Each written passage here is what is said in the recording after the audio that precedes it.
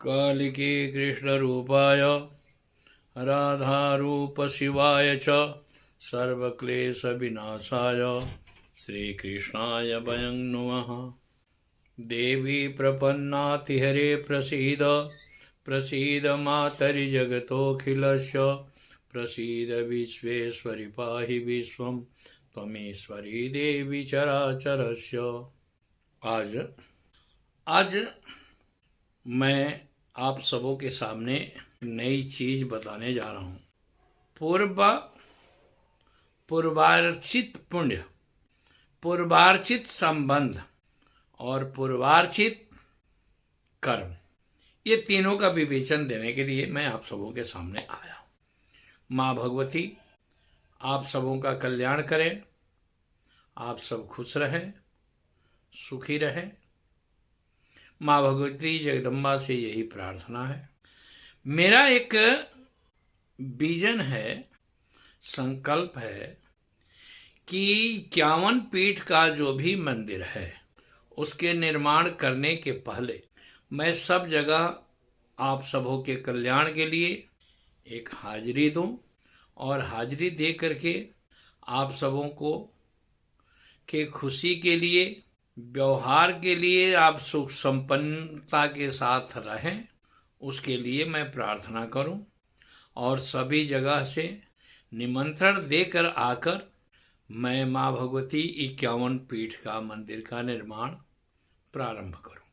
आज के दिन उत्तराखंड पहाड़ में कुंजा देवी का रास्ता, मैं कुंजा देवी का दर्शन किया, वहाँ पूजन हुआ, अर्चन हुआ, आप सबों के कल्याण के लिए, माँ भगवती की कृपा प्राप्त के लिए प्रार्थना किया गया। अब ये है कि देखिए ये कुंजा देवी है क्या, कहाँ पे है? तो नरेंद्र नगर एक जगह है पहाड़ में।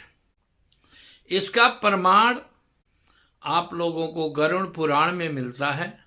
नाना प्रकार की जो यातनाएं बताई जाती है, वो यातनाओं में ये चीज है कि उस मार्ग से होते हुए आगे जाकर के बद्रीनाथ को पार करने के बाद स्वर्गारोहण होता है, स्वर्ग के लिए मार्ग होते हैं, जिस पर यह देखा गया है कि वहां पहुंचने के बाद कुछ पर्वत तपते हुए आते हैं, वहां झरना जो है गर्म जल होता है, वहां पर कुछ पत्थर ऐसे हैं कि बर्फीले हैं। तो इस नरक की जो यातनाओं का वर्णन है, हमने इस चीज को अनुभव किया आज इसलिए कि ये पहाड़ के रास्ते जो है, स्वर्गारोहण के जो रास्ते हैं, हिमालय के जो दर्शन का मात्र बनता है, वो इसी रास्ते में सब चलता है। उस चीज को आप सबों के मैंने दिया, माँ भगवती जगदम्बा की कृपा प्राप्त किया, आप सबों के लिए आशीर्वाद मांगा।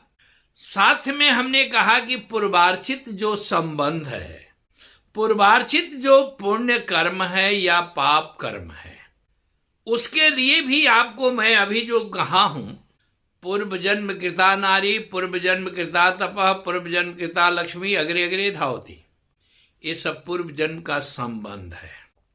तो पूर्व जन्म के संबंध में कुछ आदमी आते हैं बदला लेने के लिए, कुछ आदमी आते हैं एहसान चुकाने के लिए, कुछ आदमी आते हैं भोग भोगने के लिए। तो आप ये कहेंगे कि एहसान कैसे चुकाया जाता है?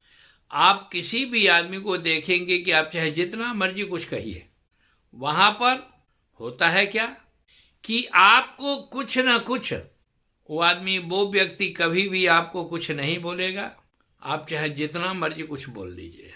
कुछ आदमी बदला चुकाने के लिए जो आते हैं, वो आपके लिए, आप चाहे लाख उसका अच्छा करिएगा, भला करिएगा, उससे प्रेम करिएगा, वो आदमी आपको प्रताड़ित करेगा। और आप देखे हैं कि क्योंकि मैंने कहा कि कुछ एहसान चुकाने, कुछ बदला चुकाने, कुछ भोग भोगने। तो भोग भोगने के लिए क्या है कि अगर पहले आप कभी भी किसी से कहीं जब जुड़ते हैं, कहीं भी किसी से जो आपका संबंध बनता है, वो पहले जन्म का कहीं ना कहीं कुछ रास्ता का लेन देन है, कुछ आपका सामने वाले का कुछ बचाव है, कुछ बाकी है, उसको पूरा करने के लिए आप जोड़ते हैं। चाहे वो पत्नी के रूप में आए, चाहे भाई के रूप में आए, चाहे पुत्र के रूप में आए, वो आपके पास आएगा। आपसे लेना है तो लेगा, जो देना है तो देगा।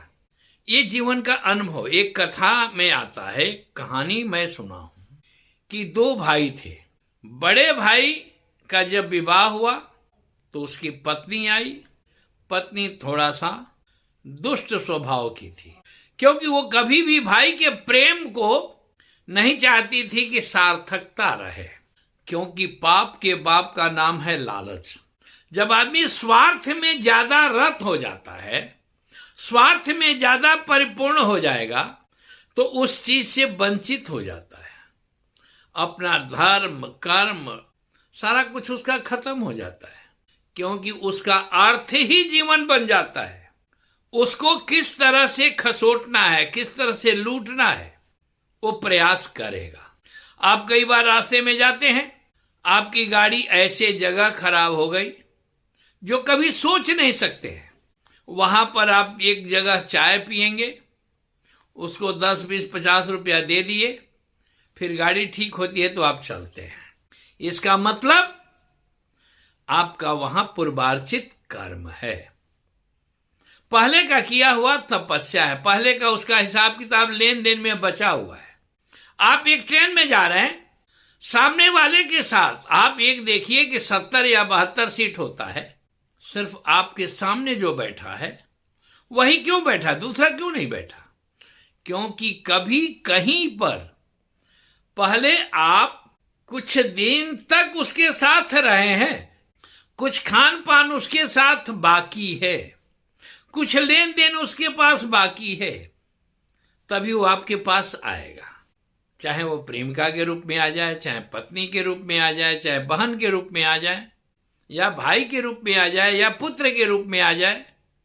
यही पूर्वार्जित कर्म और पूर्वार्जित संबंध है, पूर्व जन्म का संबंध होता है। इसको हम लोगों को अनुभव करना चाहिए, इसको हम लोगों को अपने आप को समझना चाहिए। तो कारण यह है कि इस संसार में हर आदमी का हिसाब किताब लेन देन है।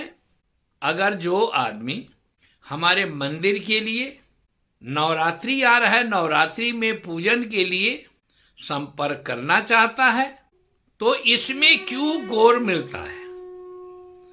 आपको इस स्क्रीन पर मिलेगा कोई चीज, उसमें आप चाहें डोनेशन दे सकते हैं, दान से दे सकते हैं।